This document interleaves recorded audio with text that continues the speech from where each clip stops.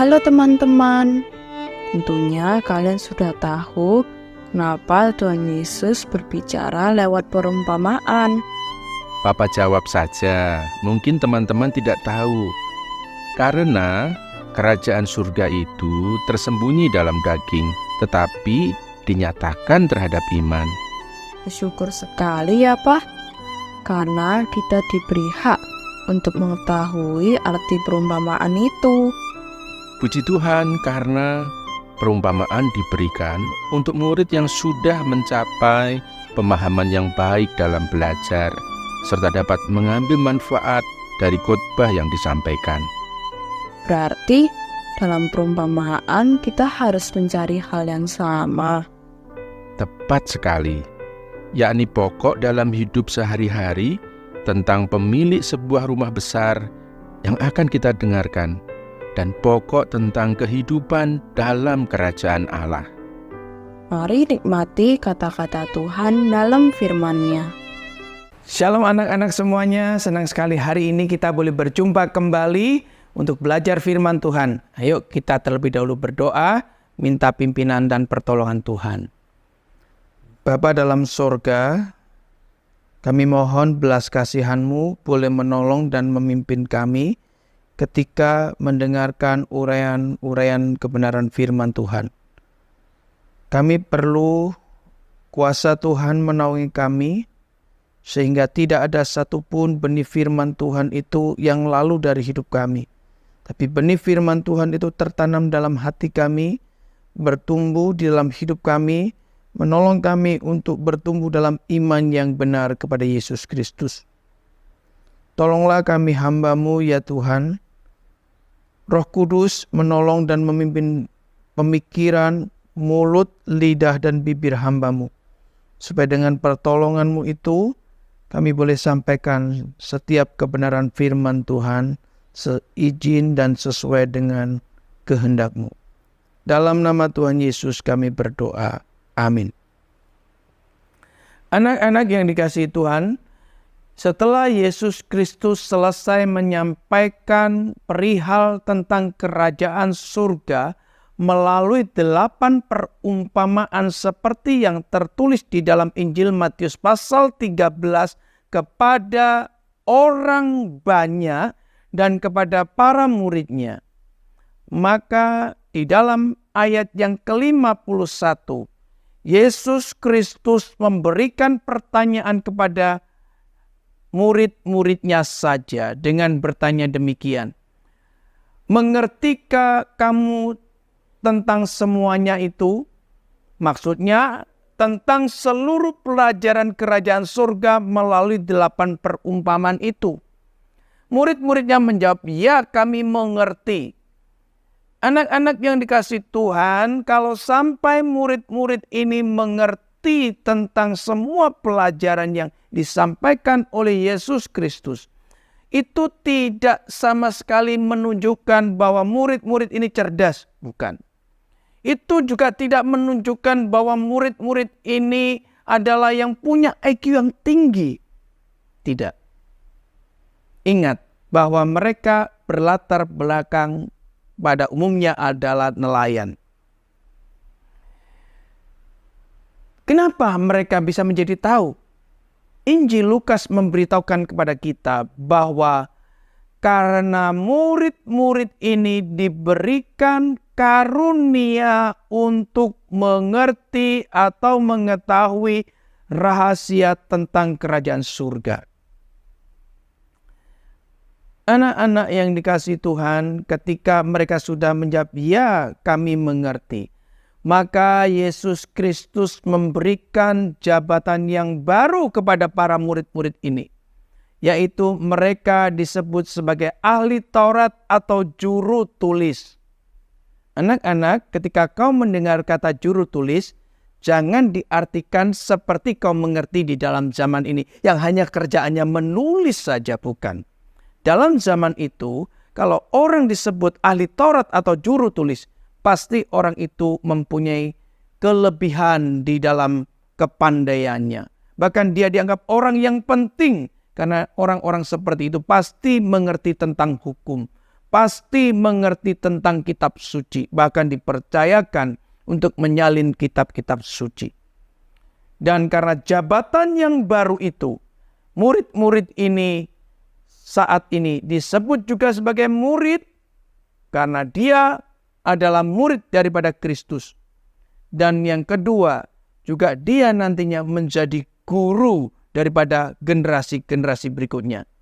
Anak-anak yang dikasihi Tuhan, yang perlu kau tahu bahwa jabatan yang baru ini dikatakan bahwa engkau adalah ahli-ahli Taurat yang telah menjadi murid kerajaan surga. Inilah status yang membedakan antara murid-murid Kristus sebagai ahli Taurat dibandingkan dengan ahli-ahli Taurat yang hidup di dalam zaman Tuhan Yesus. Karena murid-murid ini secara langsung mendapatkan pengajaran dari pemilik kerajaan surga, yaitu Yesus Kristus. Anak-anak yang dikasihi Tuhan, dengan tugas yang baru, dengan jabatan yang baru, murid-murid ini kelak harus menjadi pengajar-pengajar tentang kerajaan surga kepada banyak orang. Bahkan Yesus Kristus mengumpamakan para murid-muridnya ini adalah seorang tuan rumah yang di dalamnya ada harta karun. Artinya bahwa dia harus berperilaku sebagai seorang yang bijaksana.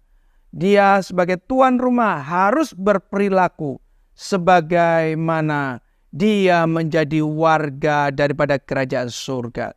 Berperilaku sebagaimana dia telah menjadi murid-murid daripada kerajaan surga.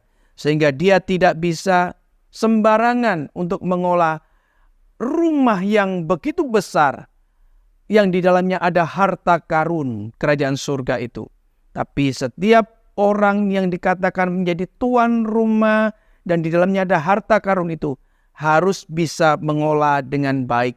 Artinya bahwa tuan rumah ini harus bisa memberikan kesejahteraan bagi anggota keluarganya dengan cara memberi makanan firman Tuhan kepada anggota keluarganya.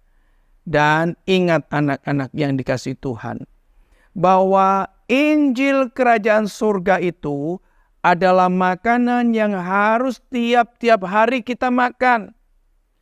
Ada hal-hal yang terus harus kita makan. Tapi ingat bahwa Roh Allah yang Maha Hidup itu juga akan terus memberikan pengajaran-pengajaran yang baru kepada setiap anggota keluarga yang ada. Dan itu semua diperlukan untuk pertumbuhan kerohanian di dalam tiap anggota keluarga yang ada. Bahkan hikmat kerajaan surga itu tak akan pernah habis-habisnya. Anak-anak yang dikasihi Tuhan, betapa indahnya Yesus Kristus memberikan status sebagai ahli Taurat, juru tulis kepada para muridnya, sekaligus tuan rumah yang memiliki harta karun. Bagaimana dengan kau dan aku di dalam zaman ini?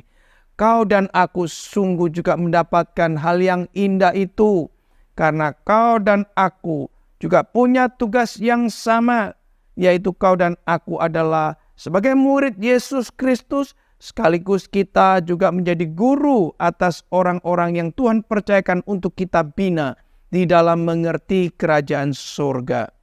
Anak-anak yang dikasihi Tuhan, ingat bahwa ketika kita sudah menjadi murid-murid kerajaan surga, maka kau dan aku harus mempunyai perilaku sebagai warga kerajaan surga. Kau dan aku harus punya cara pikir sebagai warga kerajaan surga. Sehingga kau dan aku senantiasa juga tidak dengan sembarangan mempergunakan harta karun kerajaan surga itu untuk kepentingan kita, tetapi harta karun kerajaan surga itu untuk kemuliaan Raja di atas segala raja, yaitu Yesus Kristus. Amin. Mari kita sama-sama tundukkan kepala dan kita berdoa. Bapa dalam surga, kami sungguh bersyukur dan berterima kasih kalau hari ini Tuhan berikan kesempatan kepada kami untuk mengerti tentang perihal kerajaan surga. Tuhan, kami tahu bahwa kalau kami bisa mengerti kerajaan surga, tak lain karena Tuhan memberikan belas kasihan, memberikan karunia untuk kami mengerti. Tuhan tolong, Tuhan tambahkan pengertian demi pengertian tentang kerajaan surga itu dalam diri kami dari hari ke hari yang ada. Bahkan dengan pengertian itu, kami boleh menjadi guru-guru yang akan mengajar orang-orang yang Tuhan percayakan pada kami untuk mereka juga menjadi warga kerajaan surga.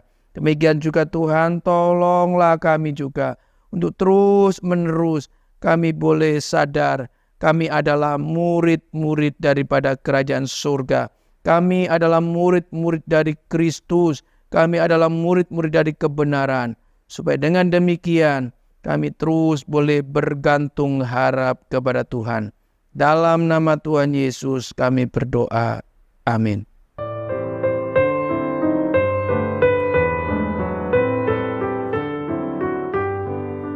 Puji Tuhan menyediakan PDKA saat teduh. Memang kebenaran lama harus ditunjukkan dengan cara yang baru. Sebagaimana buku sudah digantikan video. Dan suatu saat nanti ketika video atau YouTube akan digantikan dengan cara lain, maka kita harus terus belajar mengungkapkan pengenalan akan Tuhan Yesus dengan cara yang baru. Minta hikmat Tuhan agar memberikan pengenalan akan firman Tuhan yang berkelimpahan dan selalu menjadi saksi Kristus yang setia. Besok libatkan diri dalam pembahasan firman Tuhan dengan terlebih dahulu membaca dari Matius 14 ayat 13 sampai 23. Sampai jumpa.